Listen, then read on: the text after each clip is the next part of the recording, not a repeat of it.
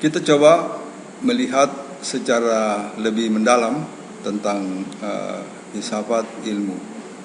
Filsafat ilmu ini merupakan dasar atau fondasi dan metode dan sejarah yang berimplikasi pada perkembangan ilmu pengetahuan.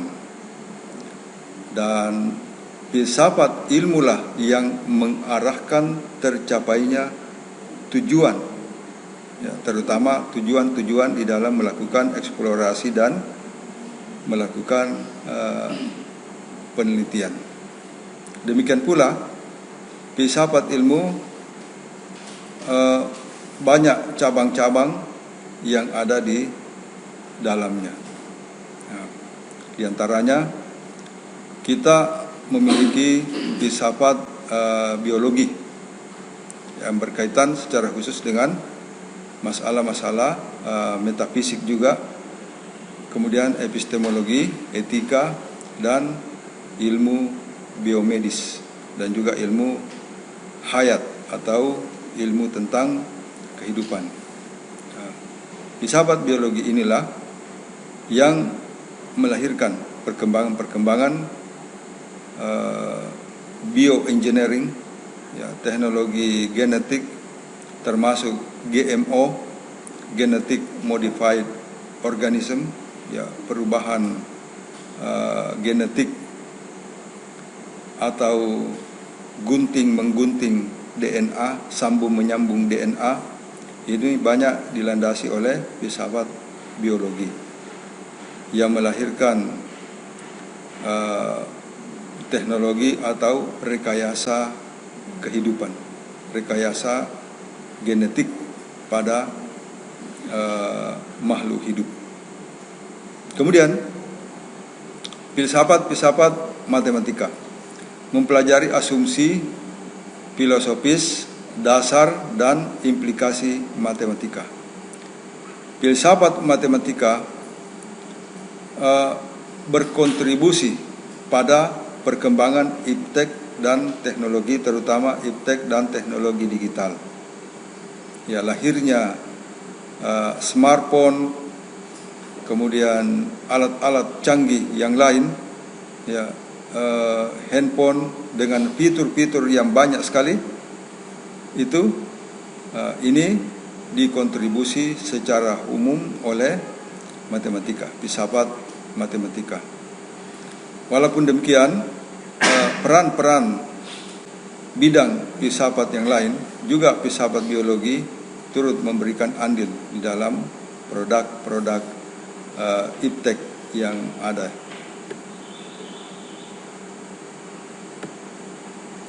Kemudian ada yang namanya aksiologi. Aksiologi adalah teori tentang nilai. Cabang filsafat yang membahas topik-topik seputar kebaikan,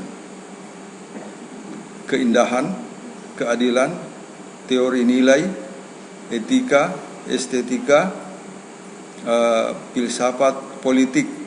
Ya, politik juga memiliki filsafat feminis, filsafat hukum, dan yang lainnya. Kemudian saya ingin memberikan komentar sedikit tentang filsafat feminis. Jadi, filsafat feminis ini lahir dari teori nilai. Dan salah satu tujuan utamanya, salah satu pokok pikiran utamanya dari filsafat feminis adalah penyamaan hak antara laki-laki dan perempuan yang sebenarnya tidak sama, yang pada hakikatnya itu tidak memiliki kesamaan.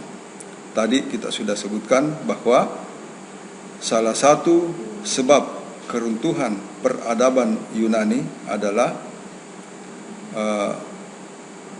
dominasi wanita pada berbagai pos-pos atau slot-slot pekerjaan yang ditempati oleh laki-laki. Seperti apa?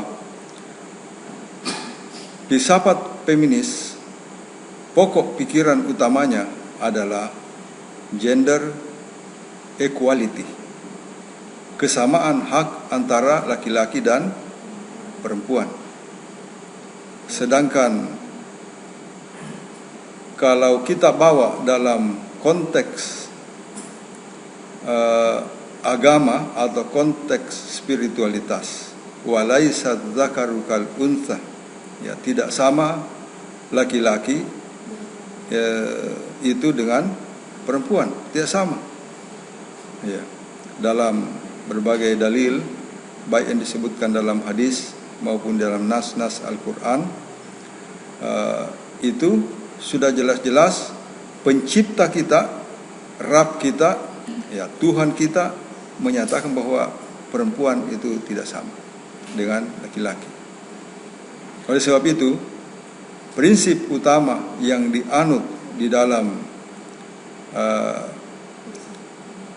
memposisikan antara laki-laki dan perempuan itu adalah, kalau dalam pandangan Islam itu disebut sebagai gender equity, keadilan gender.